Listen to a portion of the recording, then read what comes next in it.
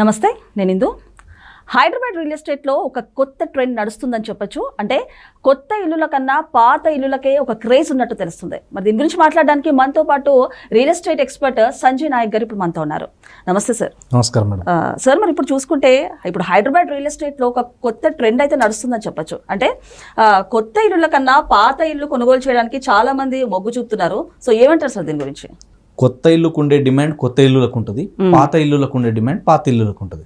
So రెండింటికి difference ఏంది? ఎందుకు మీరు అన్నట్టుగా కొందరు ఏంటంటే పాత ఇల్లులే కొంటున్నారు, రీసేల్ అని ఎందుకు కొంటున్నారు, కొత్త ఎందుకంటే రీసేల్కి పోయే వాళ్ళు ఎవరు ఉంటారంటే ఏదన్నా ఒక కమ్యూనిటీ మంచి ఏరియాలో ఉంది, అక్కడ ఎవరన్నా వాళ్ళకి ఇంపార్టెంట్ వర్క్ మీద వాళ్ళు షిఫ్ట్ అయిపోతున్నారు, అక్కడే మనకు కొంచెం తక్కువ ప్రైస్కి వస్తుంది అన్న ఉద్దేశంతో రీసేల్లో కొంటారు. రీసేల్ మార్కెట్లో ఏంటంటే కొత్త మార్కెట్తో పోలిస్తే కొంచెం తక్కువలో వస్తుంది.